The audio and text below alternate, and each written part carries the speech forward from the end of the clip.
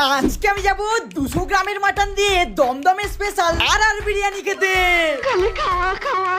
তো hello guys, আজকে দুপুরবেলা হঠাৎ বিরিয়ানি খেতে ইচ্ছা করায় পকেটে হাত দিয়ে দেখলাম মাত্র 200 টাকা পড়ে আছে।